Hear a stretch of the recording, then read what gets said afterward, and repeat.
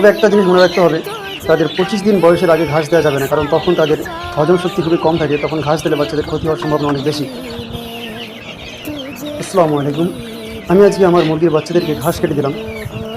ঘাস দেওয়ার অনেক উপকার রয়েছে মাঝে মাঝে। তবে একটা জিনিস মনে রাখতে হবে, তাদের 25 দিন বয়সের আগে ঘাস দেওয়া যাবে না, কারণ তখন তাদের হজম শক্তি খুবই কম থাকে। তখন ঘাস দিলে বাচ্চাদের ক্ষতি হওয়ার সম্ভাবনা অনেক বেশি। এজন্য আমাদের বাচ্চার বয়স হচ্ছে আজকে 28 দিন। আমি আমার বাচ্চাদেরকে ঘাস কেটে এনে বেঁধে দিলাম। কত আনন্দ উৎফুল্লের সঙ্গে তারা ঘাস খাচ্ছে দেখুন।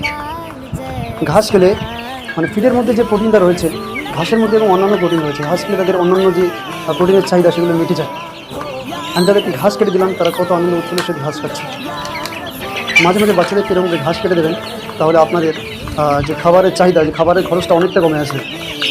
একবেলা যদি বাচ্চাদেরকে ঘাস দেন দুপুর টাইমে, তো আপনাদের যে খাবারের যে খরচটা লাগে, তার থেকে মোটামুটি 20% আপনাদের খরচা কমে আসবে।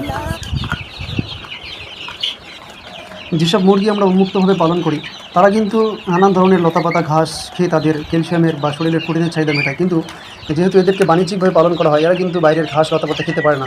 তাই মাঝে মাঝে এদেরকে আমরা যদি ঘাস লতাপাতা দিই, তারা কিন্তু অনেক স্বাচ্ছন্দ্যের সহিত খায়। ভিডিওটি ভালো লেগে থাকলে একটি লাইক করবেন এবং অপরকে দেখার সুযোগ করে দেবেন, শেয়ার করে।